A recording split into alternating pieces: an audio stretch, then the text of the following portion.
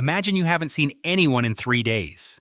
No texts, no calls, no running into someone at a coffee shop. Just you, alone, in your space. By day one, it's fine, maybe even nice.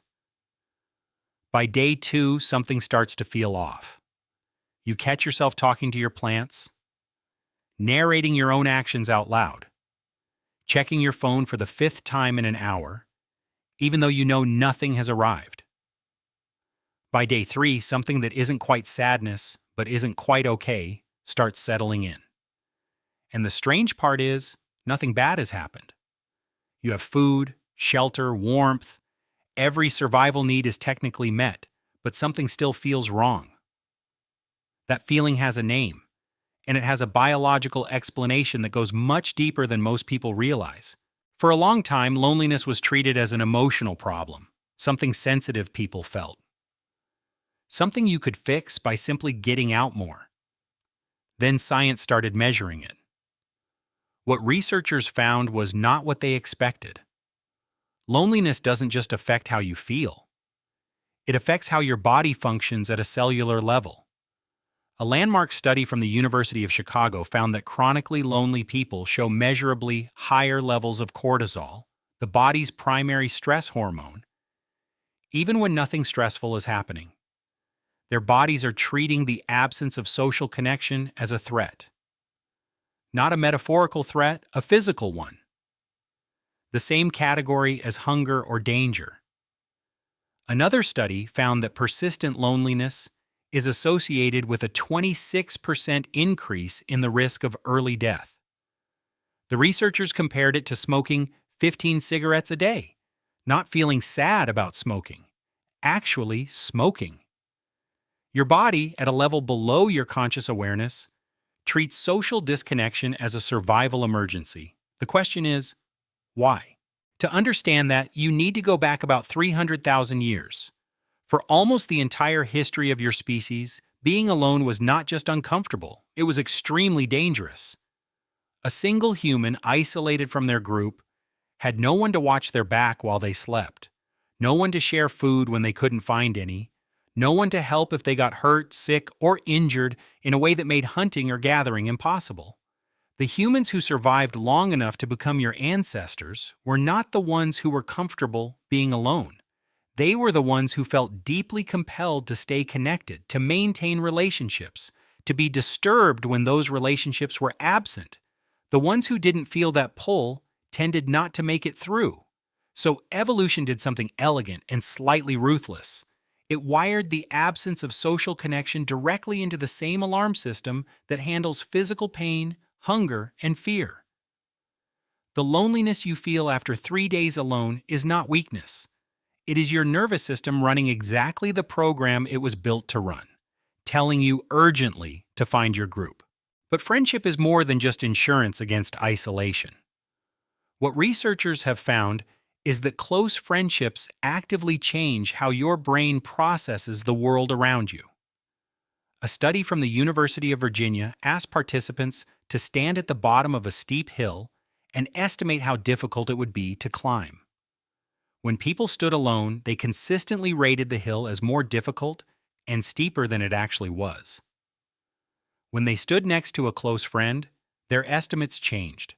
The hill looked smaller, more manageable, less daunting. The researchers ran this experiment multiple times under different conditions. The effect held.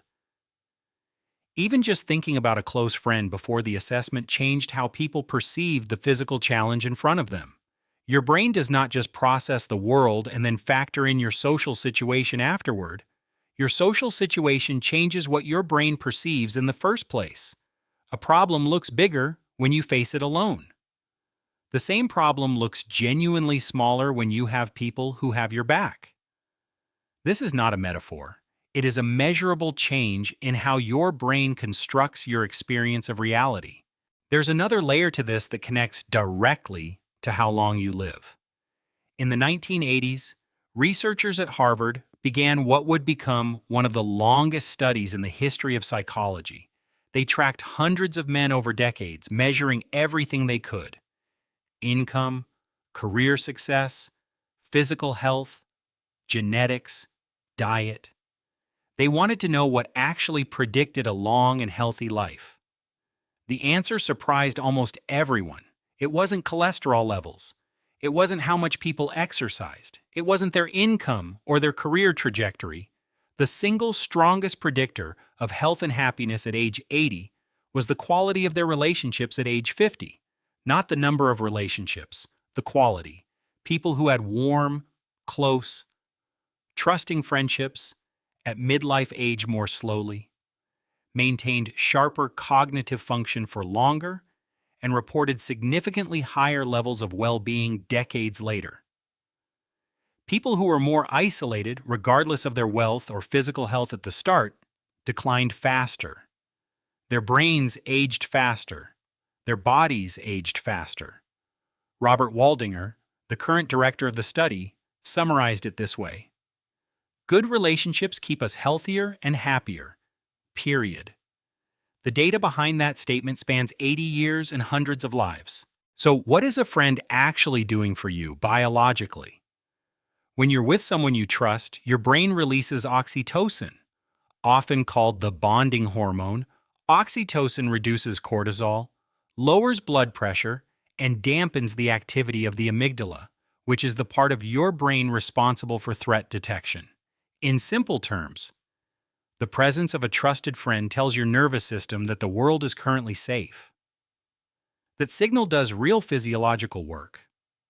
Your heart rate drops, your immune function improves, your body shifts out of defensive mode and into the mode it needs to be in to repair, restore, and function well long term.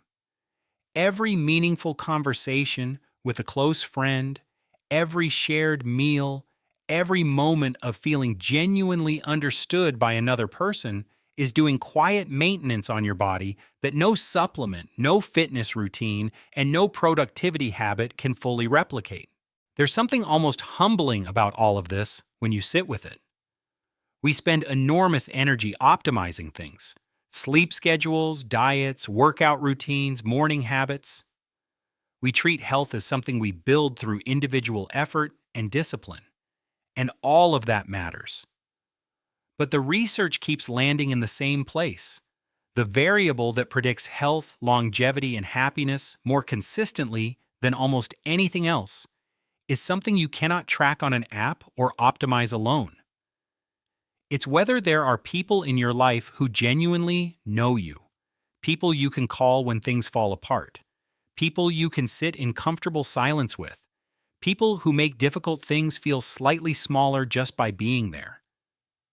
That 3-day feeling, the one that settles in quietly before you've even acknowledged it, is your body reminding you of something your ancestors understood completely without needing a study to prove it. You were not built to do this alone. Basically, friendship isn't something nice to have when life allows it. It's one of the most essential things your biology was designed around. Subscribe if you want to understand more about the strange things your brain actually does.